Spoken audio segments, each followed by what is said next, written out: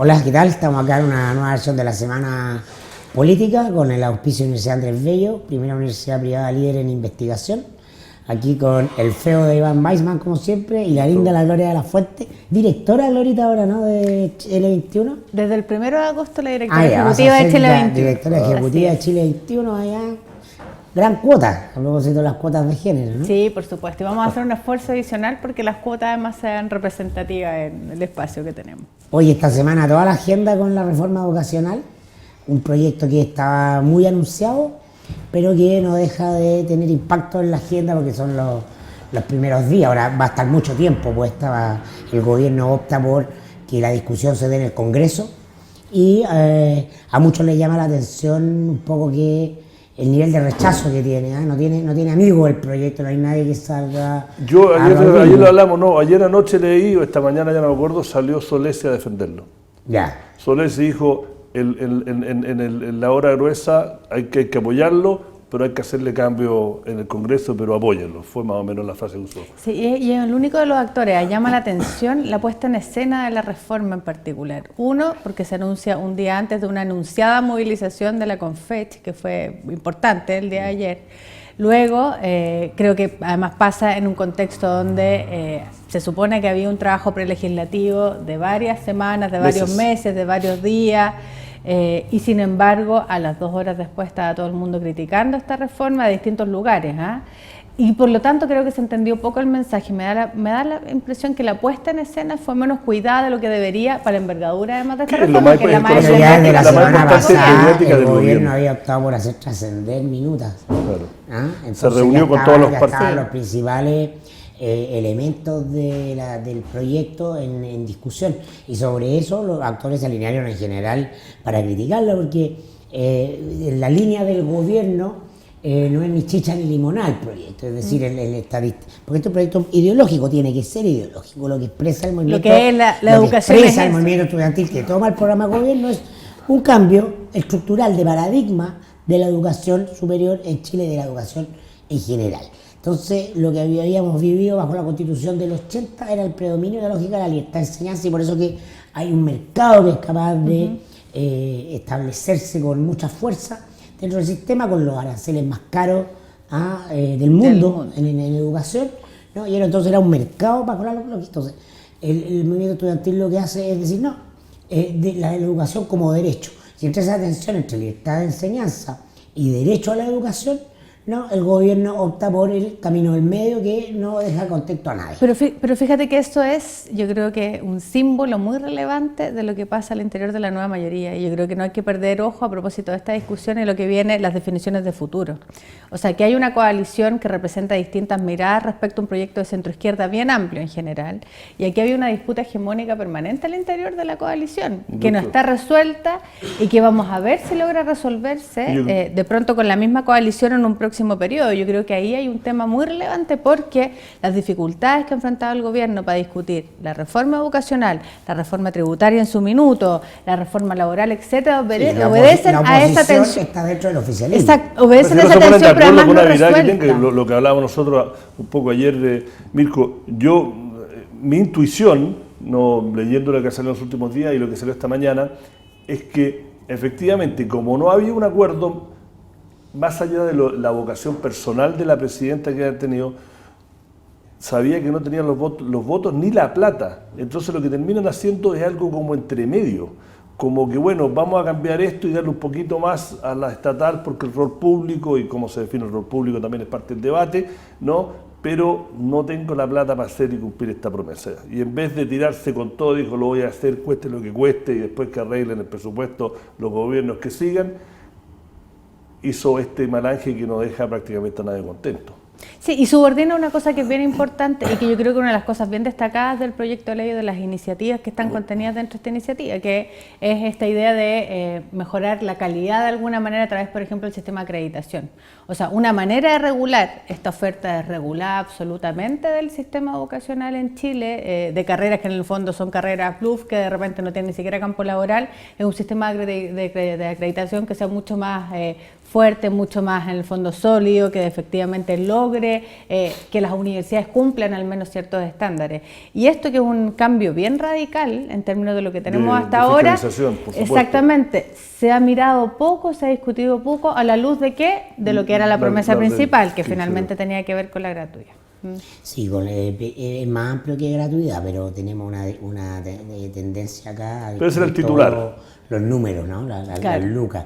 Y eso te habla de que el gobierno expresa, yo te diría, esta incapacidad de mirar un horizonte de transformación de cualquier aspecto de la vida social y política de manera radical, porque expresa una pulsión generacional. Yo diría una pulsión que, por cierto, expresa toda la generación de la presidenta, sin duda la de la Concertación, que tiene mucha más conciencia de que el mundo no se puede cambiar, el mundo solo se puede administrar, es el mundo que hay, son las relaciones de poder que hay, eso es inmodificable, y por eso la tensión con los estudiantes, cuando los estudiantes dicen no los vamos a dejar gobernar, o cuando ponen el grito en el cielo a ciertos líderes de opinión, pero cómo estos niños se conforman con nada, que quieren todo, bueno, ese es un choque generacional, ¿no? Y es brutal, y que no hasta nuestra generación está inculcado en el switch más profundo, incluso la gente que tiene un horizonte intelectual más de transformación o de cambio. Bueno, tratemos de hacer cambio, pero si esto va a tener un costo, va a tener conflicto, mejor no lo hagamos. Claro. Eso es lo que está instalado en el software y ese es el consenso que recorre a todo el sistema político durante todo este tiempo, porque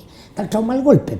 Y eso es indudable. Es avanzar sin transar versus avanzar consolidando. Pero claro. Entonces la presidenta en torno al tema ya, bueno, a ver, nos gustaría hacer estos cambios, pero si va a conocer el conflicto, mejor no lo hagamos. Entonces eso más o menos encierra el grueso de estas generaciones, que son las que van a votar. Pero yo versus creo que las nuevas, ¿no? Que no van a votar porque entienden que la democracia es un desde que no se expresa votando, ¿no? O no solo votando, y que nos ven impedimento en pensar un mundo radicalmente distinto de acuerdo a otros valores. Pero ese es un punto súper interesante respecto a lo que va a venir, porque finalmente el mundo político, teniendo muy claro eso, lo que va a ofrecer probablemente no va a ser una oferta de transformación gigantesca, porque no sabe puede, que esos que no son, esos electores no van a ir a las urnas, ¿no? Acá me viene el debate de que yo no sé, bueno, está en Chile, pero sé que en Chile existió, que esta es la tercera vía.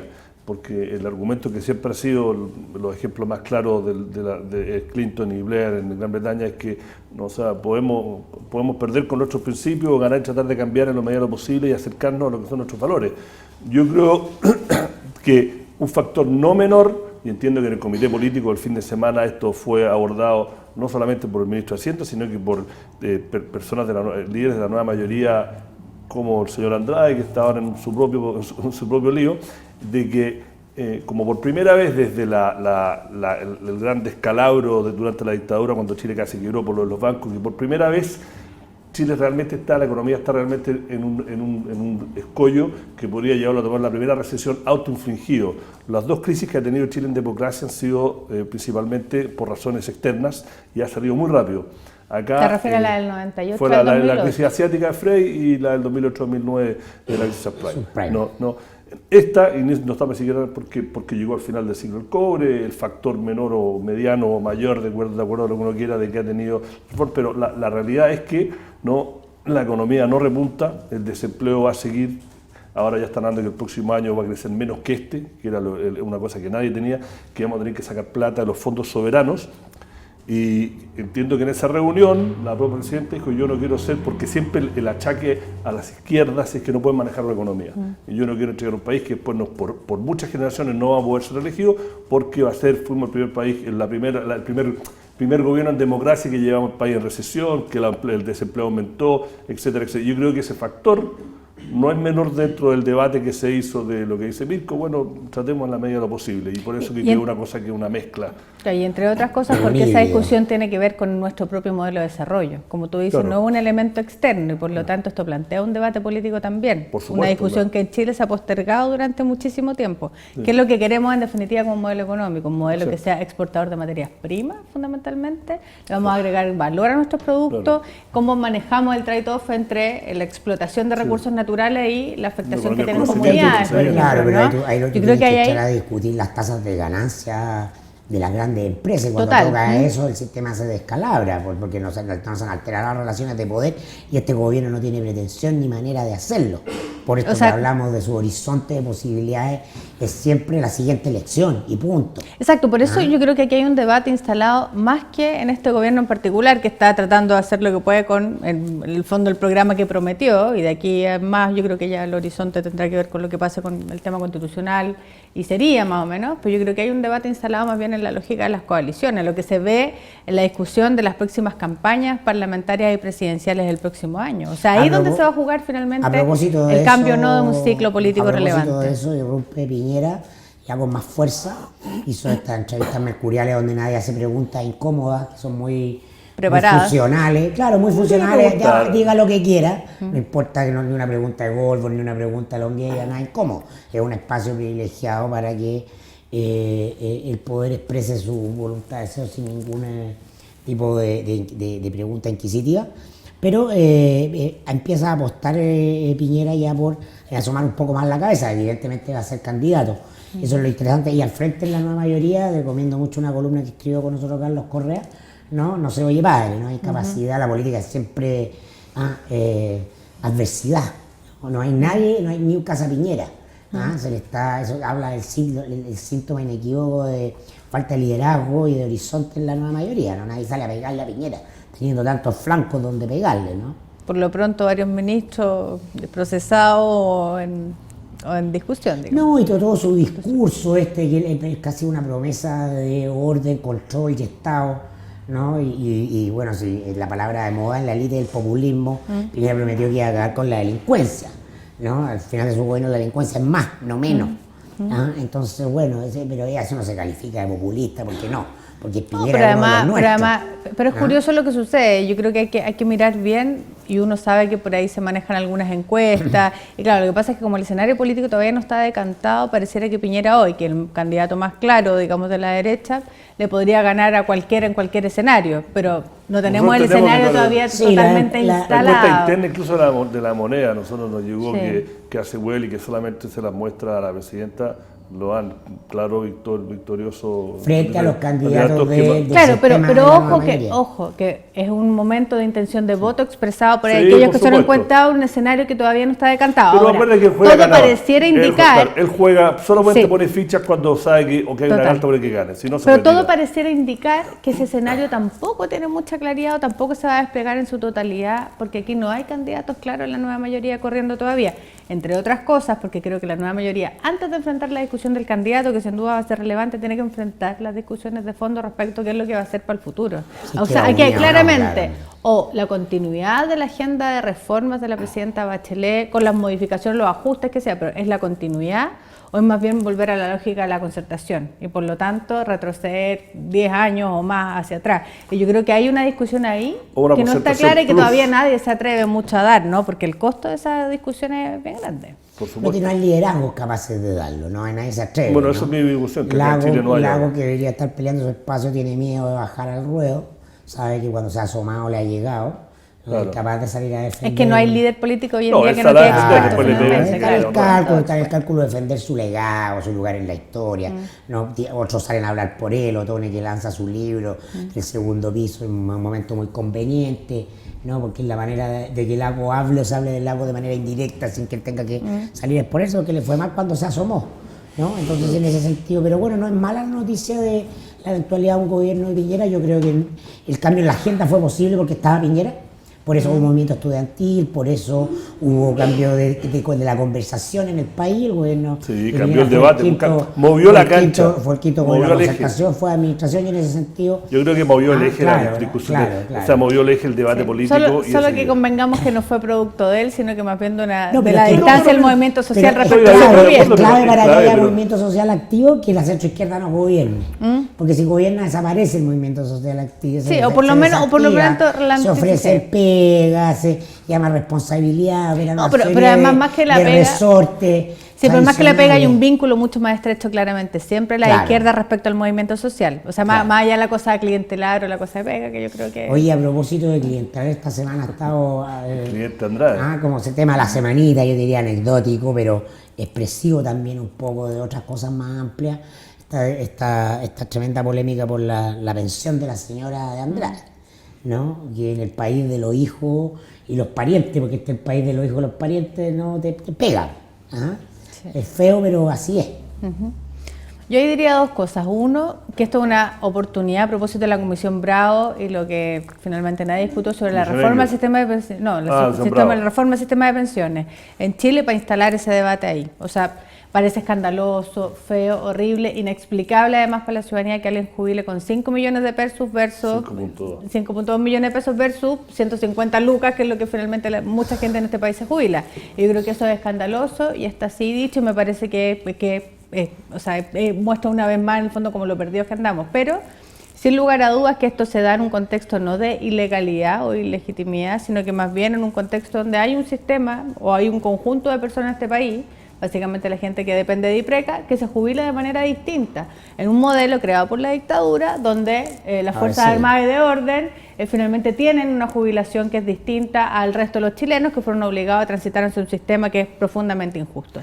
Yo creo que si ponemos el debate de fondo, yo creo que tenemos la posibilidad de ganar algo más que esta coyuntura específica que me parece, insisto, escandalosa, fea, horrible, inexplicable para la ciudadanía, pero es un debate puntual en relación a algo que me parece que es mucho más grueso. Yo concuerdo, pero yo lo veo más allá, yo lo veo que un nuevo ejemplo de lo que de este Chile que hace ya 4, 5, 6 años de que lo que es legal no necesariamente ya es legítimo.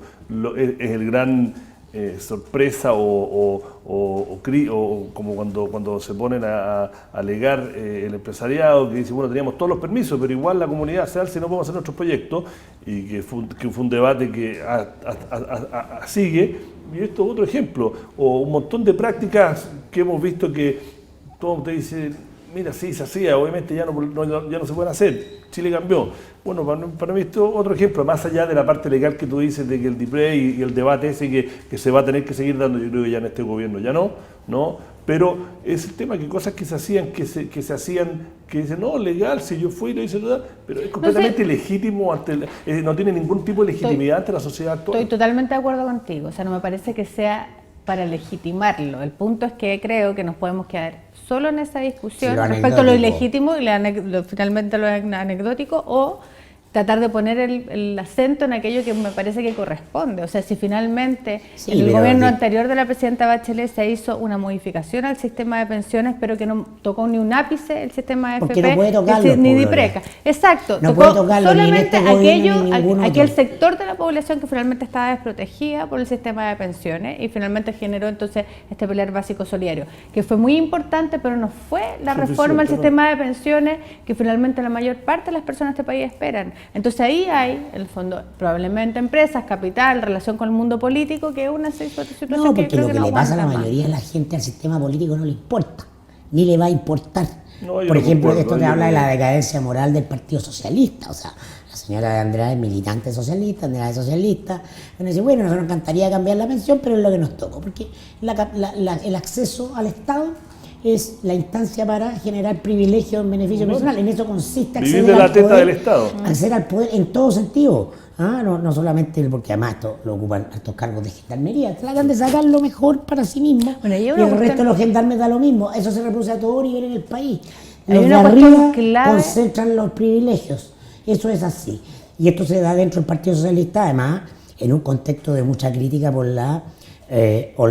por el grave error de haber desistido o no haber proseguido en el proceso por la muerte de Carlos Lorca, que es un emblema del partido. Entonces eso te habla de en qué se transformó el Partido Socialista, un partido neoliberal, funcional al funcionamiento del modelo del sistema.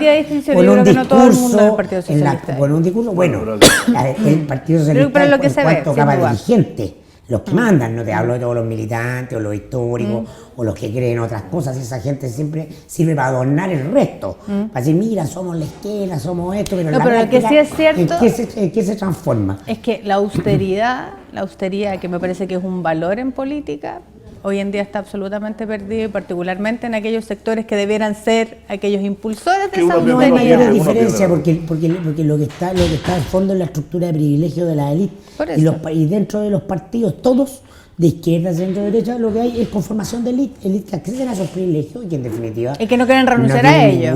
O sea, acceden al poder para eso y no para transformar Por ejemplo, el Sí, sistema pero hay de una pobreza, FME o pero el hay sistema una piramilla, educacional. también lo hemos hablado anteriormente, esto refleja que hay una tal pobreza, hay una tal pobreza intelectual de toda la élite chilena, y podemos incluir a los medios, a nosotros, la élite empresarial, la élite política, una pobreza penca, ¿no? Porque hay cosas que están pasando que requieren audacia política, audacia intelectual, ya sea de la derecha, de los liberales, de nombre que existen en Chile, de la misma izquierda, de la izquierda nueva, y la verdad es que uno se pone a leer y el debate es como si estuviéramos de vuelta en los años 70, lo único que falta es que alguien salga con charango. Es que requiere repensar el proyecto, y piensa tú lo que está pasando con Yo la hablo de izquierda. todo, la derecha y izquierda. Sí, pero yo creo que es particularmente, y aquí también creo que hay que hacerse cargo, es particularmente relevante en las izquierdas. O sea, hoy en día las izquierdas en el mundo están pasando, veamos el escenario en América Latina, veamos en Europa, por ejemplo. O sea, yo creo que están pasando cosas en las izquierdas que replantean la necesidad de mirar un nuevo proyecto también. Yo tengo una teoría que no refleja la vida diaria del ciudadano actual.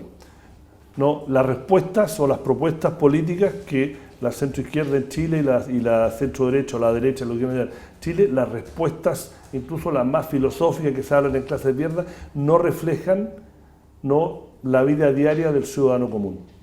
Sí, No, pero yo creo que, fíjate que creo que es al revés. Yo creo que uno tiene que llevar al ciudadano común, y yo creo que ese es el gran fracaso. Popular, no pero es el gran fracaso, hacerle entender a la persona en su cotidianidad que finalmente todas las cosas que hace una persona desde que se acuesta o desde que se levanta hasta que se acuesta en el día tienen que ver finalmente con quienes te gobiernan, con el proyecto social, con un proyecto político específico. La presidenta Bachelet. Todo lo que te va, y yo creo que eso es el yo gran fracaso de la política. Yo soy un gran fan que las políticas públicas importan. Yo no soy de que no, las políticas no importa votar, yo discrepo con Mirko. Yo creo que importan, y la historia nuestra América Latina lo ha demostrado que sí importan y sí hacen diferencia. Pero yo creo que las propuestas, no tanto políticas, sociales, intelectuales, económicas de la élite de Chile, y como nuevamente incluso este diario, son pencas, son completamente que en general no conectan con la realidad diaria de la persona, ya sea de la dehesa o de la Pincoya. Yo creo que en general soy crítico de la presidenta Bachelet. Le leí una entrevista muy notable el otro día en el diario El País, sí,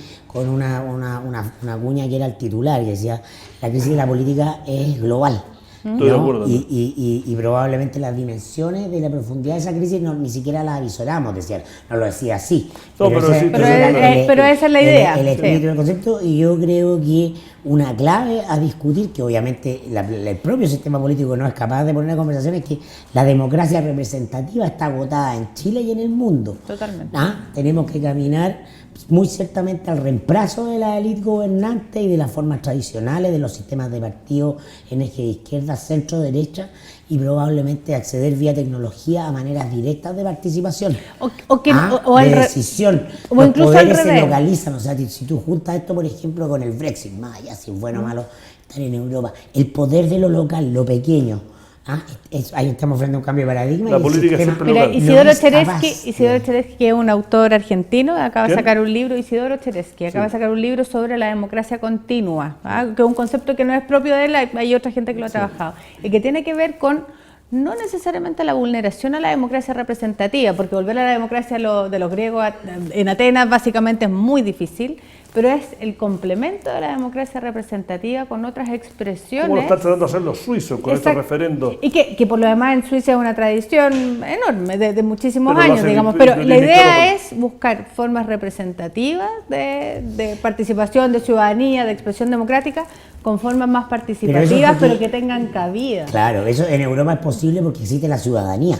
Exacto. En Chile y en América Latina es mucho más tensionante porque de democracia se revisten sistemas que en el fondo son oligárquicos. Claro. Pequeños grupos que administran el poder para sí mismos. Entonces aquí lo que viene es una gran tensión en estos países. Incluso es más mecanismos de democracia directa en América Latina, que en el fondo de eso básicamente lo que hablamos, hay iniciativa ciudadana de ley, referéndum revocatorio o plebiscitos o referéndum de otro tipo, son en muchos casos usados por las propias élites políticas para atacar al poder y a los gobiernos, más que por la propia ciudadanía. Yo creo que ahí hay un aprendizaje que hacer. Yo será porque viví mucho tiempo en Estados Unidos, con todos los defectos, a mí me gusta a lo que ha variado el sistema americano de la democracia, más allá de todos porque los partidos políticos son un nombre, son una marca que administra, pero realmente las grandes decisiones son todo a nivel local, se personaliza, porque la verdad que da lo mismo, porque no nadie vota por la lista del Partido Demócrata, la lista del Partido, mira, el tipo que llegó ahora en el Partido Republicano es una mezcla de cosas,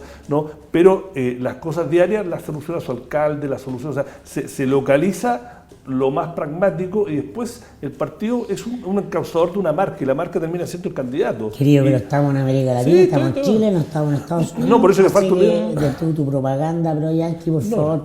No, pero localizar, por lo menos la cosa es localizar. ¿Ah? ¿No? Ya no quisiéramos que realmente, no, yo creo que este gobierno lo alcancen a hacer, pero que la presidenta lo ha mencionado varias veces, de tener democracias locales, de que se elijan los intendentes, pero con todas las pifes que Pero por algo no ocurre. Porque por el soltáis poder, poder. control Porque el oligárquico. poder no quiere Control soltar ese control poder. oligárquico, O sea, obvio. mira, en Chile ha habido proyectos de ley, de iniciativa ciudadana de ley o de iniciativa popular de ley, como se ha llamado, por lo menos 7 u 8 veces en Chile. Ha sido anunciado en programas de gobierno.